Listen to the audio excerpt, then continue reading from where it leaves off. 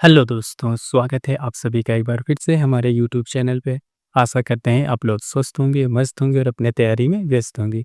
आपकी तैयारी को देखते हुए हम लोग मध्यकालीन इतिहास की क्लास लाए हैं। मध्यकालीन इतिहास के अंतर्गत हम लोग दिल्ली सल्तनत पढ़ रहे हैं। दिल्ली सल्तनत की अगर बात की जाए तो आपको पहले भी बताया गया, दिल्ली सल्तनत का कार्यकाल होता है जो 1206 से लेके 1526 ईस्वी तक। कब से कब तक? 1206 से लेके 1526 ईस्वी तक। और आप इसको दूसरी तरह से भी कह सकते हैं कि जैसे गुलाम काल का प्रारंभ से लेके अब मुगल काल के प्रारंभ के बीच की समाधि को दिल्ली सल्तनत कह सकते हैं। या आप कह सकते हैं कि कुतुबुद्दीन ऐबक के शासनकाल से लेके इब्राहिम लोदी के शासनकाल के बीच के समय को दिल्ली सल्तनत कह सकते हैं। आप इसको दूसरी तरह कह सकते हैं कि मुहम कुतुबुद्दीन ऐबक के शासनकाल से लेके जब पानीपत का प्रथम युद्ध होता है, इतने लंबे समय के बीच में दिल्ली सल्तनत होता है। इतने लंबे समय के बीच में देखा जाए तो दिल्ली सल्तनत पे 5 वंश शासन करते हैं। एक बार उन 5 वंशों के बारे में जान लेते हैं कि 5 वंश कौन-कौन से होते हैं जिन्होंने दिल्ली सल्तनत पे शासन करते हैं। उनका क्रम जान लेते हैं कि उनका कौन-सा क्रम था या पहले कौन से वंश में शासन करते हैं। उसके बाद फिर कौन-सा वंश आता है। इस क्रम को हम लोग देखने के लिए चलिए हम लोग दिल्ली सल्तनत के जो 5 शासक या 5 वंश होते हैं उनके बारे में जान लेते हैं। दिल्ली सल्तनत में सबसे पहला जो वंश शासन करता है गुलाम वंश होता है, उसके बाद खिलजी वंश, उसके बाद तुगलक वंश शासन करते हैं, उसके बाद सैयद वंश शासन करते हैं और अंत में देखा जाए तो दिल्ली सल्तनत पे लोधी वंश शासन करते हैं। यह दिल्ली सल्तनत पे शासन करने वाले 5 वंश का क्रम था। पहले गुलाम वंश, फिर खिलजी वंश, फिर तुगलक वंश, सैयद वंश और लोधी वंश, ये क्रम था इनका। अगर एग्जाम में आपको कभी आगामी परीक्षा में आपसे पूछ ले तो इनका ये क्रम याद रखिएगा, ताकि अगर एग्जाम में क्वेश्चन आए तो ये अपन क्वेश्चन गलत ना कर सकें। उसके बाद इन जो 5 वंश हैं या कह सकते हैं जो 5 वंश हैं दिल्ली सल्तनत पर शासन करने वाले, इनके बारे में हम लोग बारी-बारी से अध्ययन करेंगे और जो भी परीक्षा के लिए महत्वपूर्ण पॉइंट होंगे उनको हम लोग लिखेंगे और उसको याद रखेंगे और जो भी आगामी परीक्षा है तो उससे हम लोग अपने क्वेश्चन सॉल्व कर सकें। इन 5 वंशों के क्रम को हम लोग देखते हैं। क्रम के बारे में जो अध्ययन कर रहे हैं इसमें हम लोग अभी तक 2 वंश के बारे में पढ़ चुके हैं या अध्ययन कर चुके हैं। वह 2 वंश कौन-कौन सा है? गुलाम वंश और खिलजी वंश के बारे में हम लोग अध्ययन कर चुके हैं। जो हम लोग अगला वंश के बारे में अध्ययन कर रहे हैं वह है तुगलक वंश। तुगलक वंश के बारे में बताया गया, इसका कार्यकाल कब से कब होता है? 1320 से लेके 1414 ईस्वी तक तुगलक वंश ने शासन करते हैं। अगर शासनकाल की बात की जाए तो यह दिल्ली सल्तनत में सबसे अधिक शासन करने वाला वंश होता है। लगभग 94 वर्ष यह दिल्ली सल्तनत पे शासन करता है। और अगर क्रम की बात की जाए तो जैसे गुलाम वंश, खिलजी वंश, तुगलक वंश, ये तीसरा वंश होता है। अगर शासनकाल के हिसाब से देखेंगे तो पहला वंश होता है दिल्ली सल्तनत पे सबसे ज़्यादा शासन करने वाला, और अगर क्रम के हिसाब से पूछेंगे तो ये तीसरा वंश होता है। ये था। हम लोग जो तुगलक वंश है, तुगलक वंश का संस्थापक के बारे में भी बात कर लेते हैं। तुगलक वंश के जो संस्थापक थे गियासुद्दीन तुगलक थे। कौन थे? गियासुद्दीन तुगलक थे। इनके बारे में हम लोग अध्ययन कर चुके हैं। इस कड़ी में हम लोग जो तुगलक वंश के जो दूसरे शासक थे, कह सकते हैं कि जिन्होंने प्रजा हितैषी शासक थे, मोहम्मद बिन तुगलक के बारे में बात करेंगे आज। मोहम्मद बिन तुगलक के बारे में हम लोग अध्ययन करेंगे। एक मोहम्मद बिन तुगलक के बारे में हम लोग जानेंगे कि मोहम्मद बिन तुगलक का कार्यकाल कब से कब है। मोहम्मद बिन तुगलक का कार्यकाल की बात की जाए तो इसका कार्यकाल होता है 1325 से लेकर 1351 ईस्वी तक मोहम्मद बिन तुगलक शासन करते हैं। ये आपको कल की क्लास में बता दिया गया था। एक बार कल की क्लास को हम लोग फिर से रिवीजन कर लेते हैं, ताकि जो आज वाली क्लास हमने बताया था कि आज हम लोग दिल्ली सल्तनत में जो तुगलक वंश है उसके कार्यकाल के बारे में देखेंगे। ये कह सकते हैं कि जो मोहम्मद बिन तुगलक हैं इनके कार्यकाल के बारे में देखेंगे। उन्होंने अपने प्रजा के हित में क्या-क्या करते हैं या कौन-सा कार्य करते हैं, इन सब के बारे में आज हम लोग अध्ययन करेंगे। एक बार कल की क्लास को हम लोग रिवीजन कर लेते हैं।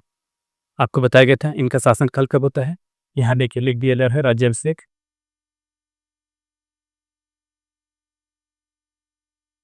राज्याभिषेक इनका कब होता है?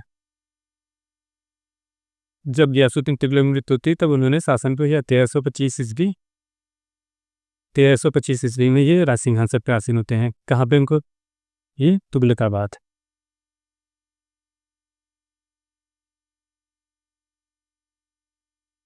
ये आपको बताया गया था। कहाँ पे इनका राज्याभिषेक होता है? तुगलकाबाद में इनका राज्याभिषेक होता है। तो वहीं पे अपने आप को सुल्तान घोषित करते हैं। इसके साथ साथ इनके कई कई और नाम थे, जैसे इनका पूर्व नाम बता दिया गया था।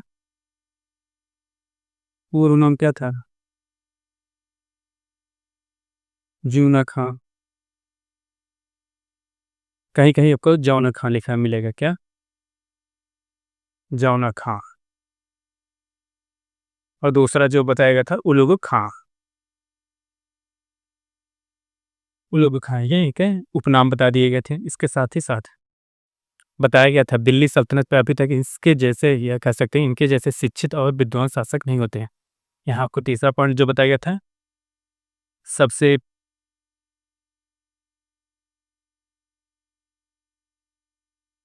शिक्षित वो विद्वान शासक थे। विद्वान शासक थे, इनको हर क्षेत्र के बारे में कह सकते हैं कि संपूर्ण जानकारी होती थी। जैसे आप कह सकते हैं कि इनको भौतिकी क्षेत्र में,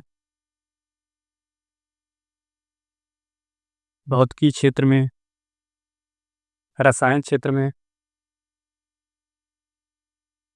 तर्क तर्कशास्त्र क्षेत्र में, नक्षत्र शास्त्र ले लीजिए,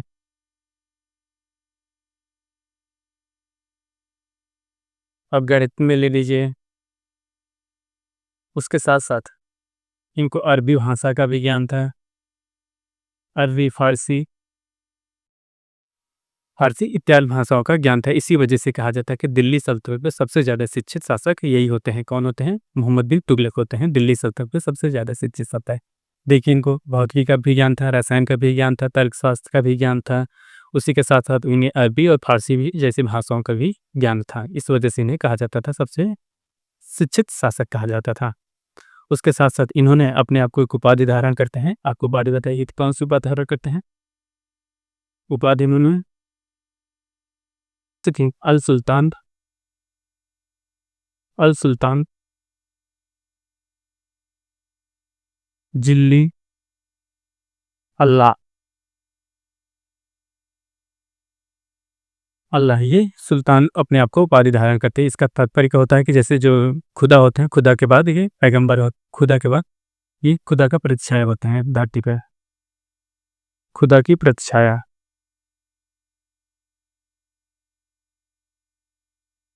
ये क्या है? खुदा की प्रतिछाया। जैसे कह सकते हैं कि जो धरती है, धरती पे अगर खुदा के बाद दूसरा खुदा की बात की जाए, ये कह सकते हैं जो दूसरे भगवान या इस्लाम धर्म में भगवान को खुदा कहा जाता है। अगर खुदा की बात की जाए तो धरती पे खुदा के बाद दूसरा जो खुदा होते हैं वो मोहम्मद बिन तुगलक होते हैं। ये अपने आप को कहते हैं। और इसके साथ साथ भी कहते हैं कि जो शासक बनना या कह सकते हैं कि राजा बनना मेरी इच्छा नहीं थी, ये खुदा की इच्छा थी। इसी वजह से मैं अगला सुल्तान बनता हूँ या अगला शासक बनता हूँ, जो दिल्ली की बागडोर संभालता हूँ। ये मेरी इच्छा नहीं थी, ये खुदा की इच्छा थी। इस वजह से मैं सुल्तान बनता हूँ। ये अपनी कल की क्लास में आपको बताया गया था। अब आज हम लोग जो जो मोहम्मद बिन तुगलक हैं उनके कार्यों के बारे में देखेंगे। उन्होंने अपनी प्रजा के हित में ऐसे कौन कौन से कार्य करते हैं जिससे उनकी प्रजा उनके समाज में खुश या प्रसन्न रहती है। चलिए उनके कार्य के बारे में यहाँ एक कार्य लिख गए। उनके कार्य क्या क्या थे देख लेते हैं। जो सुल्तान होते हैं कह सकते हैं कि जो मोहम्मद बिन तुगलक थे, शिक्षित होने के साथ साथ भी अपने आप को चाहते थे विश्वासपूर्ण प्रभुत्व संपन्न साम्राज्य बनाना। क्या? विश्वासपूर्ण विश्वासपूर्ण प्रभुत्व संपन्न साम्राज्य बनाना, प्रभुत्व संपन्न साम्राज्य बनाना।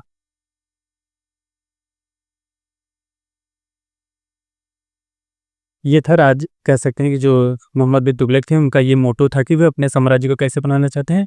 विश्वासपूर्ण प्रभुत्व संपन्न साम्राज्यवाद। जैसे आप कह सकते हैं जो भारतीय संविधान है उनकी उद्देश्य का या कह सकते हैं कि जो भारतीय संविधान की प्रस्तावना है उसमें भी तो यही लिखा गया है, हम भारत के लोग भारत को एक संपूर्ण प्रभुत्व संपन्न समाजवादी पंथ निरपेक्ष एवं लोकतांत्रिक गणराज्य बनाने के लिए उसके समस्त नागरिकों को, ये सब आपको बताया गया था। जो उद्देश्य का में भारतीय संविधान के उद्देश्य का में लिखा गया वही नीतियाँ उस समय देखा जाए तो जो मोहम्मद बिन तुगलक थे उन्होंने अपनाते हैं।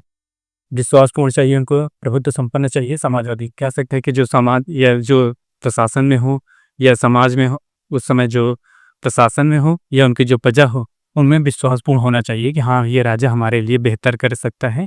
इन सब की वजह से वे विश्वासपूर्ण चाहते थे और उनके प्रति प्रभुत्व संपन्न रहे कि हाँ राजा ये कर सकता है। उसको साम्राज्य ऐसा साम्राज्य बनाना चाहते थे जिसमें सभी खुशहाल रह सकें। उसके साथ साथ उन्होंने अपने जो साम्राज्य था उसमें उलेमा वर्ग जो होते थे,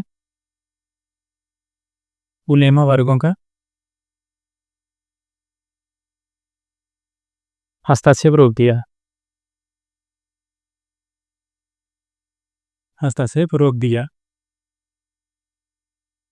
ये जो उलेमा वर्ग होते हैं, कह सकते हैं कि इस्लाम धर्म के जो धार्मिक गुरु होते हैं, उनको उलेमा वर्ग थे। उनके जो ही नीतियाँ होती थी, उनको रोक दिया गया, क्योंकि ये शिक्षित शासक होते हैं। जब शिक्षित शासक होंगे, तो ये सभी प्रजा को एक साथ लेके चलेंगे। जबकि जो ख़ास करके किसी धर्म समुदाय का होगा, वह अपने धर्म के बारे में ज़्यादा विस्तार से सोचेगा, जबकि दूसरा धर्म है, उसके बारे में वह अनर्गल, या कह सकते हैं कि द्वेष या ईर्ष्या की भावना फैलाते रहेंगे। इसी वजह से जो शासक था या राजा थे, वे किसी भी अपने साम्राज्य में किसी भी ऐसे वर्गों का नहीं योगदान लेते थे। वे बातें सबकी सुनते थे, कह सकते हैं जैसे कहा नहीं जाता है, बातें सुनो सबकी लेकिन करो अपने मन की। उसी तरह ये सुल्तान भी बातें सभी की सुनता था, लेकिन वे जो उसको लगता था कि साम्राज्य या कह सकते हैं प्रजा के हित में, वो वही कार्य करता था। इसी वजह से उन्होंने जो साम्राज्य में उलेमा वर्ग था, इनका कह सकते हैं इनका योगदान अपने शासनकाल में रोक दिया। और इसी के साथ साथ इन्होंने एक महत्वपूर्ण कार्य क्या करते हैं, उन्होंने जो न्याय विभाग होता था, न्याय पद पर उलेमा वर्गों का आधिपत्य, उलेमा वर्ग का आधिपत्य समाप्त कर दिया।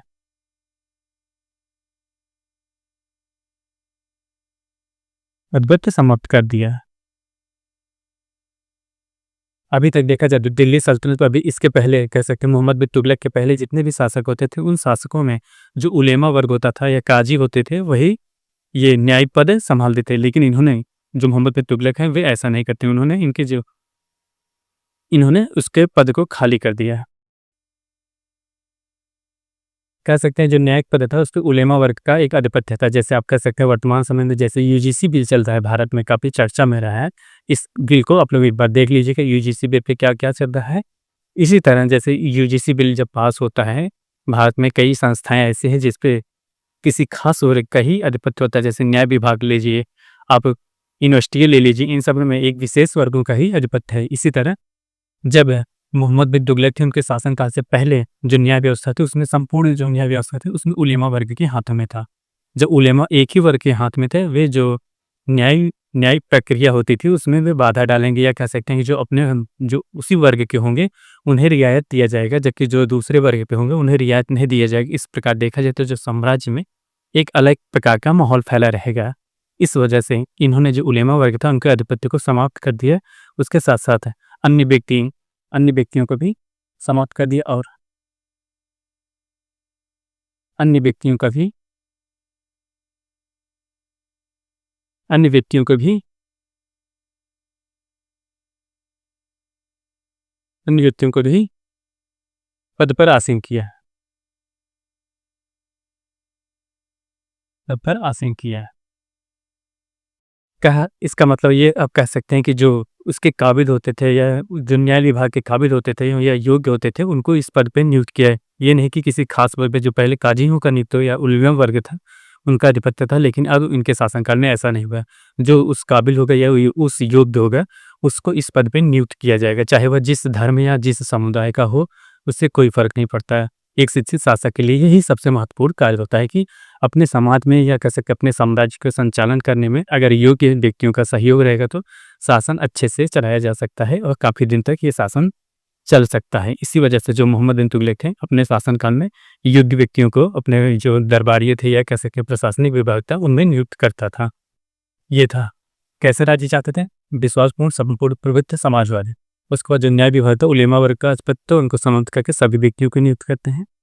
और उसके साथ साथ उलेमा वर्गों का इतना आधिपत्य हो गया था, तो आप कह सकते हैं कि जैसे उलेमा वर्ग कोई भी गलत कृत्य कर सकते हैं, कि जैसे किसी के साथ अन्याय या भ्रष्टाचार किसी चीज़ में भी अपने आप को दोषी लिप्त पाते हैं, तो उन्हें पहले दंड नहीं दिया जाता था।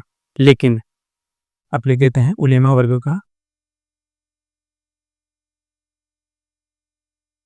वर्गों को भी दंड दिया जाता था। क्या था, जैसे जो उलेमा वर्ग थे, अपने आप को कह सकते हैं न्यायिक विभाग थे, ये अपने आप को इतना मजबूत कर लिए थे कि वैसे भी ये जो उलेमा वर्ग थे, ये तुर्क होते थे। इसी वजह से जो ये राजा थे, इनका ज़्यादा संबंध होने की वजह से भी इनके साथ है जो भी न्याय होता था, न्यायपूर्ण व्यवहार नहीं हो पाता था। वे राजा के हित के होने वजह से राजा इनको छोड़ दिया जाता था या राजा इनको छोड़ देते थे, इस प्रकार था। लेकिन जो मोहम्मद बिन तुगलक थे उन्होंने ऐसा नहीं किया। उन्होंने कहा अगर न्याय विभाग में रहना है, ये कह सकते हैं जो हमारी प्रजा होगी सभी के साथ न्यायपूर्ण व्यवहार किया जाएगा, चाहे वह उलेमा वर्ग हो, चाहे स्वयं राजा खुद हो। इस तरह का राजा का न्याय था। और ये सब कार्य देखा जाए तो ये सब कार्य करने वाला दिल्ली सल्तनत के पहले सुल्तान होते हैं। इन्होंने ये सब कार्य जितने भी अभी तक कार्य आपको बताए गए ये सब पहली बार दिल्ली सल्तनत में इतना उथल-पुथल साम्राज्य में हो रहा था कि उस उलेमा वर्ग का आधिपत्य समाप्त करना है, योग्य व्यक्तियों का शासन में संचालन करना है, ऐसे-ऐसे कार्य। उसके साथ-साथ जो सभी योग्य व्यक्ति होते थे, अगला पॉइंट,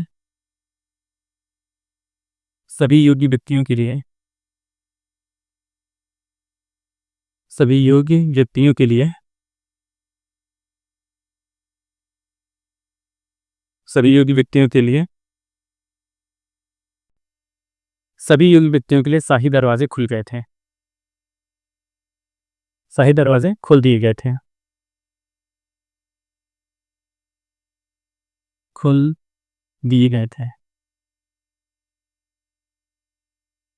इसके पहले ऐसा नहीं होता था। जैसे जो भी होता था उस समय सगे संबंधी या भाई भाईवाद की जो प्रथा है वो चलती है। जैसे आप कह सकते हैं वर्तमान समय में जो राजनीति है उसी तरह पहले भी होता था कि अगर कोई हमारे चाचा हैं, ताऊ हैं, भाई हैं, भतीजे हैं, किसी को उस साम्राज्य में मतलब साम्राज्य में उस पद को नियुक्त किया जाता था। लेकिन ये कार्य इनके शासनकाल में नहीं होता है। आप अगर योग्य हैं तो आइए, आपका स्वागत होता है इनके साम्राज्य में। अगर आप योग्य नहीं हैं तो आपके पदों पर रहते हुए भी आपको पदों से बर्खास्त कर दिया जाएगा। अगर आप योग्य हैं तो आपको दिल्ली सल्तनत भी कह सकते हैं मोहम्मद बिन तुगलक के साम्राज्य में स्वागत है। आइए आप अपना योगदान दीजिए दिल्ली सल्तनत के साम्राज्य को विस्तार करने में। ये था। साथ ही साथ जो मोहम्मद बिन तुगलक थे उन्होंने अपने हिंदू प्रजा जो थी उनके साथ सहिष्णुपूर्ण व्यवहार करते हैं। क्या कहते हैं? हिंदू प्रजा के साथ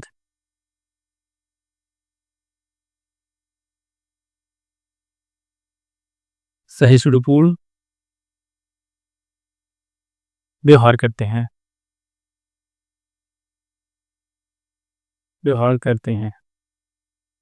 इनके शासनकाल में ऐसा नहीं था कि जैसे कह सकते हैं जो सल्लत थे या कह सकते हैं शासक थे वो तुर्क होने की वजह से वे हिंदुओं के प्रति नफरत या कह सकते हैं घृणा या ईर्ष्या कर देते हैं। जबकि मोहम्मद बिन तुगलक ऐसा नहीं था।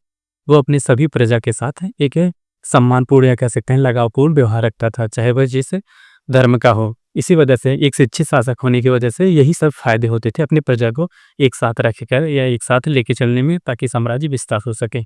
उसके साथ साथ जब हिंदुओं के साथ व्यवहार सहिष्णुतापूर्ण व्यवहार कर रहा था तो उसके साथ जो हिंदू धर्म होते थे उनको हिंदू धर्म में जो महत्वपूर्ण त्यौहार होते थे उन महत्वपूर्ण त्योहारों में सबसे ज़्यादा होली त्यौहार में ये सबसे ज़्यादा अपने आप को बढ़ चढ़ के भागीदारी करता था। मोहम्मद बिन तुगलक होली जैसे त्योहारों में हिंदू धर्म से संबंधित जो त्यौहार होते थे होली, उसमें अपने आप को सबसे ज़्यादा उसमें निपुण होता था, ये कह सकते हैं इस त्यौहार में भाग लेता था। इस तरह वह हिंदू धर्म या कह सकते हैं हिंदू प्रजा के साथ अपने आप को घोल मिल लिया था। आज के लिए बस इतना ही। हम लोग जो मोहम्मद बिन तुगलक हैं इनके थोड़े बहुत कार्यों के बारे में आज देख लिए हैं। इसके बाद हम लोग कल की क्लास में इसके आगे देखते हैं। आज के लिए बस इतना ही। आप हमारे चैनल पर नए हो तो चैनल को लाइक करें, शेयर करें, सब्सक्राइब करें। मिलते हैं नेक्स्ट वीडियो में, तब तक के लिए धन्यवाद। Bye bye.